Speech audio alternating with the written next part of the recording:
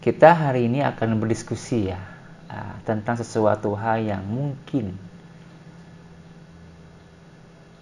banyak ya kita atau banyak di antara manusia yang lupa ya tentang hal ini.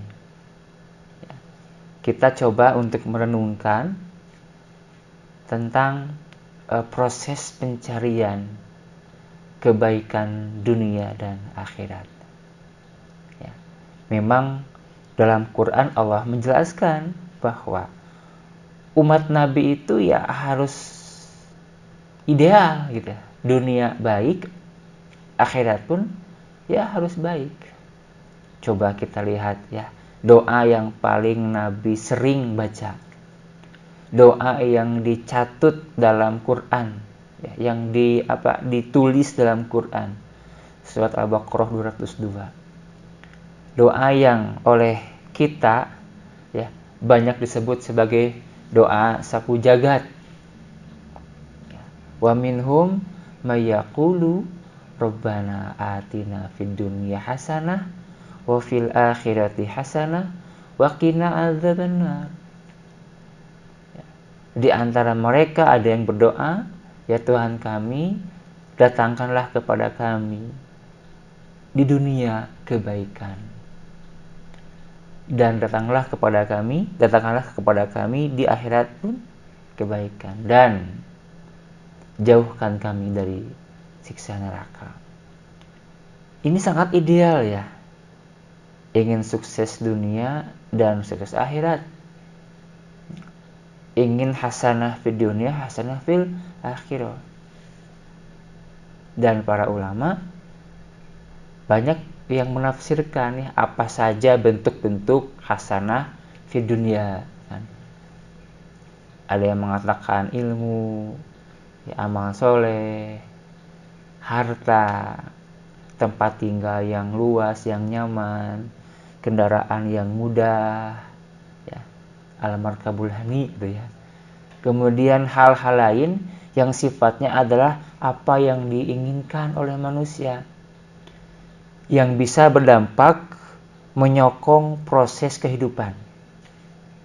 Nah, itu namanya hasanah fid dunia. Secara bahasa motivasinya adalah sukses dunia. Gitu. Adapun akhirat ya kita sama-sama paham bahwa surga, nah gitu ya. Itu adalah hasanah fil akhirah. Ampunan Allah Subhanahu wa taala, kemudian juga waqina adzabannar, jauh dari api neraka, itu adalah hasanah fil akhirah. Jadi ideal gitu ya, ideal. Memang harus begitu umat Islam itu. Dunianya baik, akhiratnya baik, jangan salah satunya gitu ya. Walaupun memang nanti ada yang namanya hal yang mafhum gitu ya, karena Allah tidak mentakdirkan semua orang sama di dunianya itu. Ya. Ada yang sukses, ada yang tidak sukses, ada yang kaya, ada yang tidak kaya, gitu ya. Itu Allah takdirkan. Ada yang melimpah rezekinya, ada yang dibatasi rezekinya oleh Allah. Tapi di akhirat harus dipastikan semuanya selamat, semuanya sukses, berhasil, semuanya kaya raya di akhirat nanti.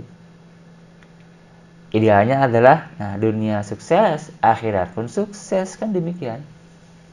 Nah, dalam rangka membangun ideal tersebut, kondisi ideal tersebut, tetap kita pun harus ya mengacu kepada koridor. Nggak boleh sembarangan gabres gitu. Ya. Nah, itu yang pertama. Yang kedua adalah kira-kira proses memperjuangkan hasanah fid dunia dan hasanah fil akhirah ini, kira-kira passion kita lebih kemana gitu, gairah kita lebih kemana, lebih bergairah mana ya proses pencarian mewujudkan hasanah dunia, atau proses mewujudkan hasanah fil akhirah. Bahasa lainnya begini, lebih semangat mana, nyari dunia atau nyari akhirat? Nah gitu. Ayo, ini kita harus tafakuri kan, harus evaluasi kan. Kenapa? Karena perhatikan dalam ayat yang lain gitu ya. Ayat tersebut ayat yang membangun kondisi ideal seorang muslim, harus begitu idealnya. Hasanah fid dunya wal akhirah. Tapi lihat ayat yang lain yang sangat masyhur ya, yang sama-sama bahkan hafal ayatnya ya. Wabtagi fima atakallahu darul akhirah wala tansa nasibaka minad dunya. Oke. Perintah pertama dan bisa menjadi perintah prioritas. Wabtagi fima atakallahu darul akhirah. Carilah oleh kamu ya, apa-apa yang telah Allah datangkan, Allah berikan, Allah sediakan. Apa itu? Ad-darul akhirah. Ya, rumah di akhirat nanti, kehidupan di akhirat nanti. Dar itu diartikan sebagai rumah ya, sebadis ya. Al-jaru qobladar, al-jar qobladar. Perhatikan tetanggamu sebelum membangun rumah. Analisa dulu gitu ya. Analisa dulu ya tetangga kita gitu ya, lingkungan kita. Kira-kira kalau bangun rumah di sana support nggak untuk kebaikan dunia akhirat? Nah begitu ya. Jadi prioritas utamanya adalah cari olehmu ya, kehidupan atau rumah akhirat gitu.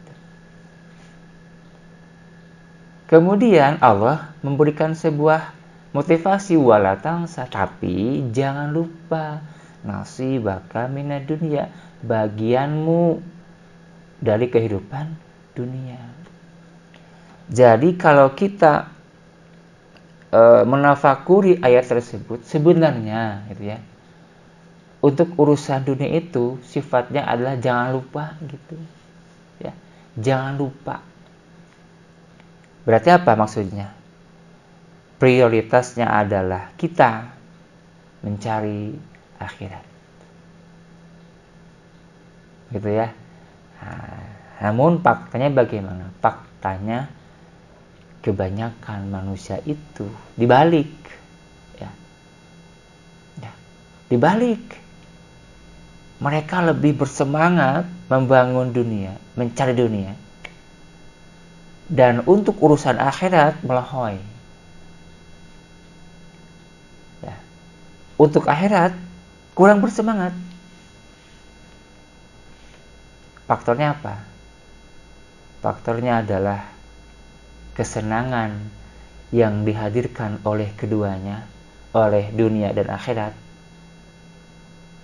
berbeda ya. Kalau untuk akhirat kesenangannya belum bisa kita lihat ya, masih dalam abstrak, masih gaib, masih dalam keyakinan akan terjadi ini, akan terjadi itu gitu ya. Sedangkan dunia kesenangannya nampak, terlihat, terasa. Karena kita manusia makhluk konkret, makhluk duniawi ya, maka yang konkret ini akan sangat nyambung dengan yang konkret lagi. Maka tak heran ya, faktanya orang sangat bersemangat mencari dunia ketimbang mencari akhirat. Padahal sebenarnya manusia pun sama-sama yakin bahwa dunia itu nggak lama. Benar nggak? Dunia itu nggak selamanya kan? Coba lihat. Saya beberapa kali menyaksikan para pengusaha yang sukses, yang hartanya banyak, yang mobilnya mewah-mewah tuh, mobil mewah banyak. Begitu dia meninggal dunia, dia hanya terbujur saja. Begitu beliau kemudian dikuburkan di dalam tanah, hartanya nggak ngikut. Ya, hartanya yang dikumpulkan begitu luar biasa, kerja kerasnya gitu, sampai banyak asetnya, nggak dia bawa ke alam kubur. Keluarganya yang dia cintai, dia kasihi, dia bela, nggak bisa datang ikut ke kubur. Semuanya ditinggalkan. Dan itu waktunya nggak lama, hanya berapa puluh tahun sih. Kalau suksesnya dimulai 20 tahun usianya, kemudian meninggal di 60 tahun, hanya 40 tahun menikmati dunia, dan itu pun tidak dibawa ke akhirat, tak dibawa ke alam kubur.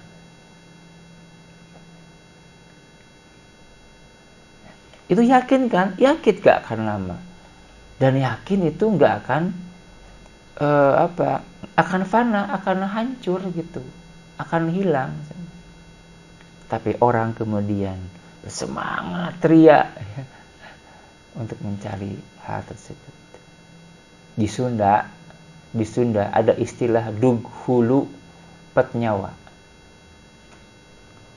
Dughulu petnyawa itu menggambarkan orang yang sangat bekerja keras. Orang yang sangat bekerja keras untuk apa? Untuk mencari nafkah. Bayangkan saja, yang lain masih nyenyak, pukul 1 dini hari dia sudah bangun. Dia sudah persiapan, dia ada dasar, siap-siap, ya. Pukul 3 misalnya berangkat usaha ke pasar. Lalu apa kabarnya sholatnya? Mudah-mudahan berangkat jam 1, pukul 1, pukul 3 sudah di pasar. Mudah-mudahan ya sempat melaksanakan sholat tahajud. Ya gantian lah ya.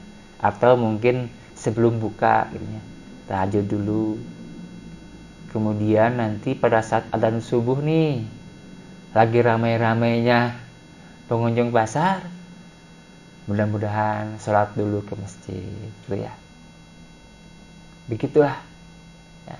Jangan sampai proses ini kemudian menghilangkan atau melupakan akhirat.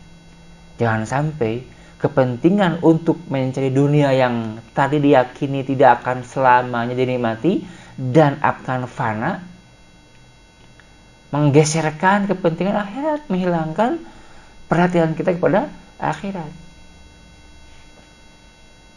Gitu ya. Nah, seperti itu. Ini menggambarkan orang sangat berjuang luar biasa untuk dunia. Dughulu petnyawa. Apakah ini salah? Jawabannya maybe yes, maybe no. Kenapa? Karena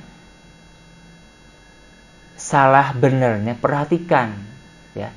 Perhatikan pertama motif niatnya, ya, mencari dunia untuk apa? Kedua, perhatikan, ya. Ketika proses pencarian nafkah dunia, akhirat dilupakan atau tidak, ya. Karena seharusnya adalah fokusnya kepada akhirat, kan begitu. Nah, maka kita harus menyadari itu. Kita harus punya formulasi. Bagaimana caranya gitu ya, mencari dunia tapi dampaknya ke akhirat.